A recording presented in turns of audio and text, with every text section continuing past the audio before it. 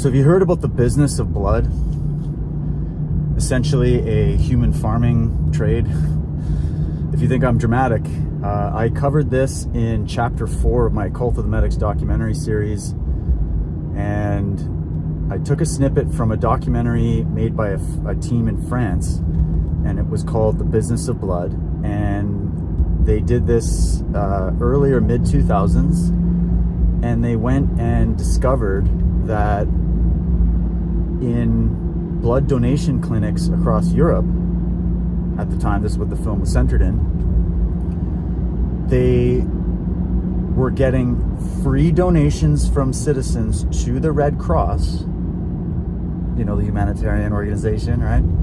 To the Red Cross, that then sells 80% of the blood plasma being all the proteins and all of that in the blood. So 80% of the blood plasma that's donated by well-intentioned people who just want to help save lives, 80% of that, they said the blood plasma and other materials in the blood are actually sold at a massive profit to the Red Cross and other organizations, to the pharmaceutical industry, to make drugs out of it and then profit off of that. So there's multiple chains of profit in that little MLM blood program, and it was shocking, this discovery, right? And of course, so you know, that's news to a lot of people who go in and they have no idea that on all the forms that they sign, there's a little tiny small letters,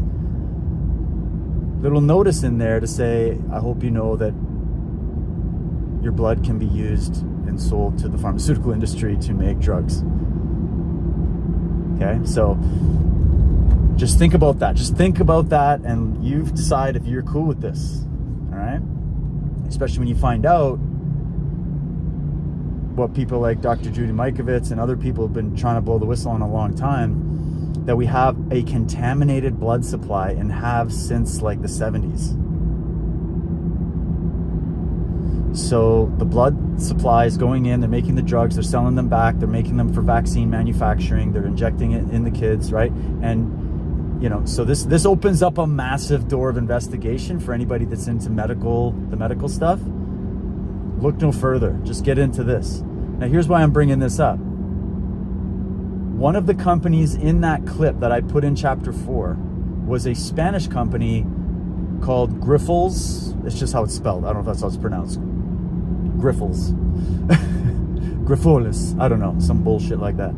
And lo and behold, I go on X today and I see that one of the conservative members in Parliament, forget his name, apologies, in Canada, wrote an official notice or official letter to the government that they have discovered that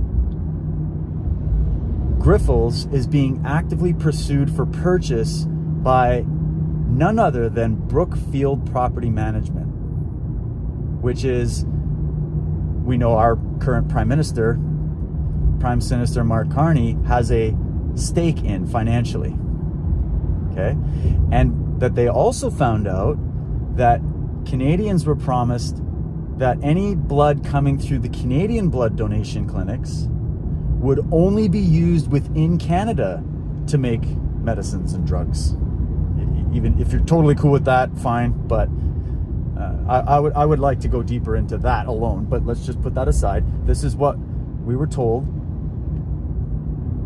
But now that Brookfield Management is going to try to purchase Grifols, which is one of these companies that is in the business, there's actual companies that their entire role is to take the blood plasma out of the blood.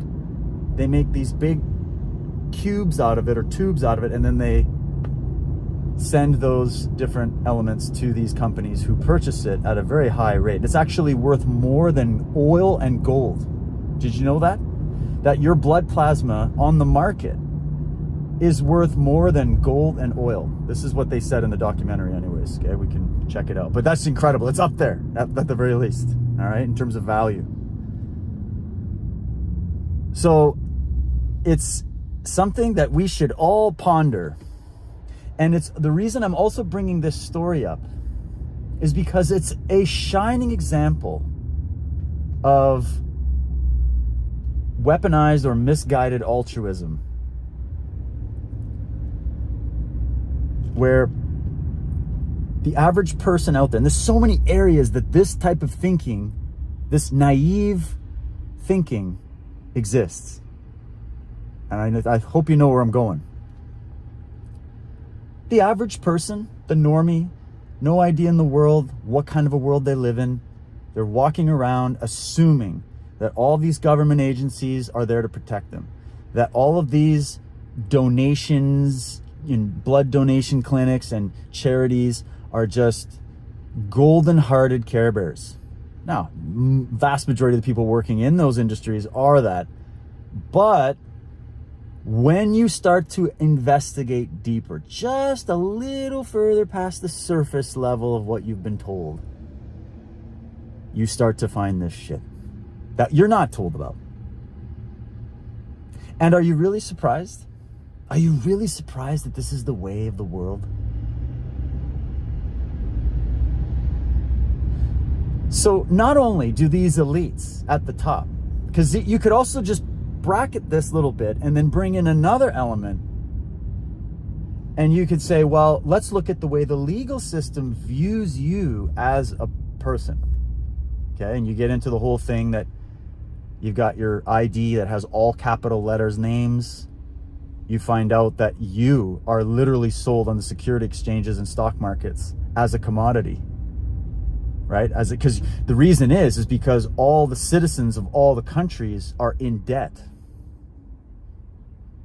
So, and we are the collateral on the debt. Our labor is the collateral.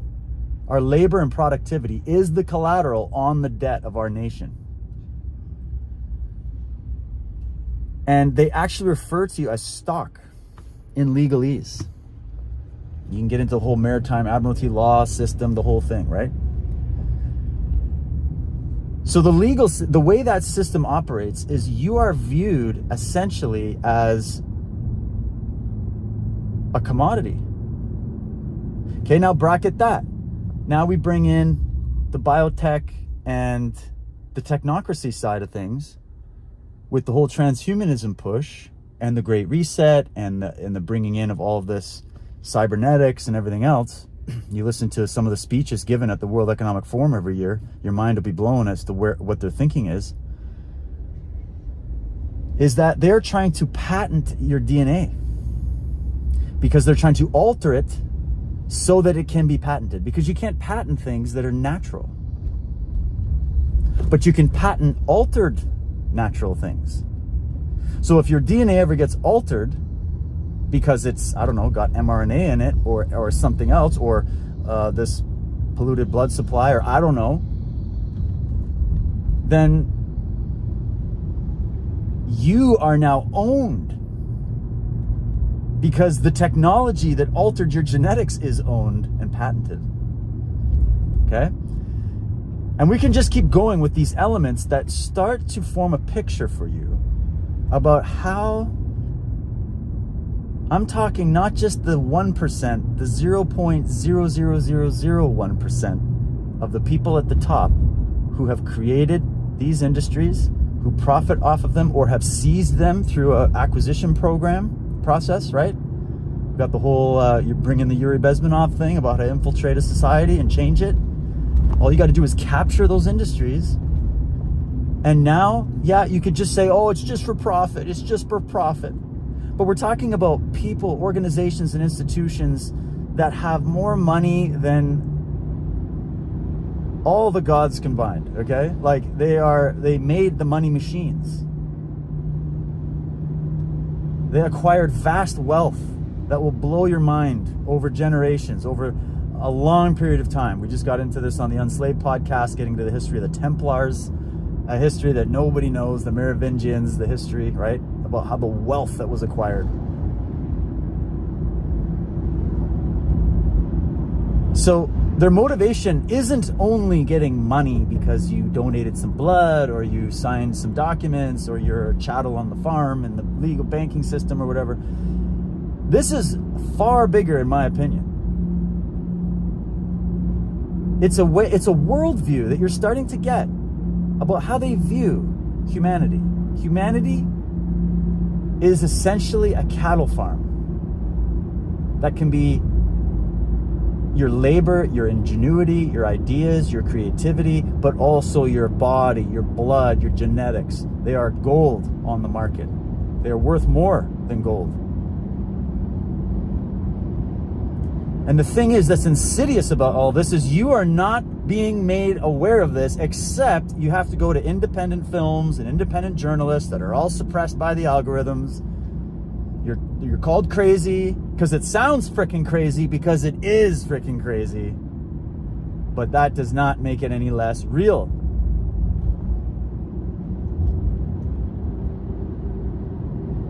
So this is one of the things that I started to get, and there's so many more avenues into this rabbit hole about the human farm, the biggest conspiracy of all, that's what this place has been turned into. Doesn't mean it's our destiny, doesn't mean it's our natural state, doesn't mean it's the only way that things have to work in this world. It's just the way it is right now.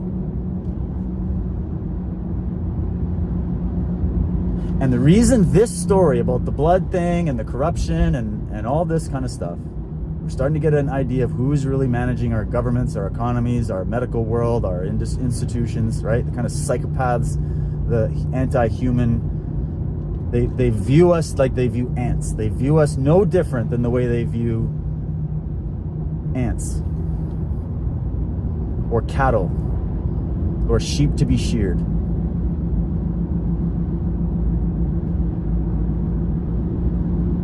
And even though they'll give us endless platitudes about humanity and we're doing this for the greater good and the whole thing, this is all PR. It's all PR. Think about it. You go of your own free will, of your own goodness, to go and donate blood because you want to save lives. Only 20% of that blood that is donated makes it to that patient that needs that blood. 20%. What kind of a deal is that? Yet every day they're like, where's your blood? Blood is in you to give. Give that blood. Give that blood. Because it's a business. Multi-billion-dollar business worldwide. And that's on the white market. What the hell do you think is going on in the black market of these kind of industries with the organ harvesting and the child trafficking? Do you guys think any of that shit is unrelated? If you put the white market and the black market together, what's being done to the human species? To me, it's the most mind-blowing thing you'll ever learn. You'll never see the world the same way again. Now, I don't want you to get all black-pilled about it. Good thing. There are good people on the case and they're fighting back. They're starting to notice, and I'm starting to see some low-level politicians noticing this, noticing little aspects of it. But there are those of us in the research field that have collected this information for decades, and we have it ready for anybody that wants to learn. And the knowledge of this is what will change it. The excuses that you're going to get in the comments, that I'm going to get in my comments, the excuses that people will make because they need to make an excuse when they confront this kind of evil. That's the only thing that enables it. Your excuses for these organizations and institutions that do not give a one single damn about you or your children, they look at you on a pie chart as one of the numbers on the pie chart. That's it. That's the consciousness we're dealing with.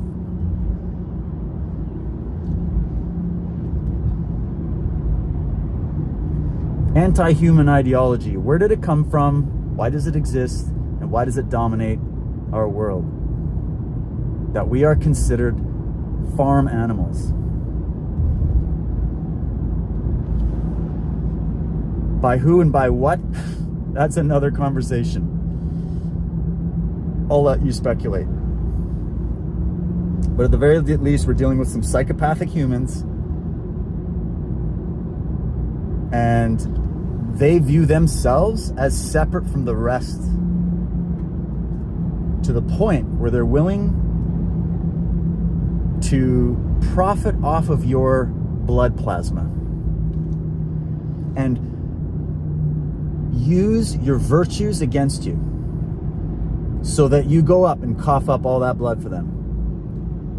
And this is in the economy world, this is in the legal world, this is in the medical world. You can bring in Pink Floyd's The Wall with the education world. And that's why, my friends, I loaded up my Cult of the Medics documentary series with some of those quotes from Charles Fort. And some of you are probably wondering, what does a paranormal writer like Charles Fort have to do with the medical world and the pharmaceutical industry? Well, now you know.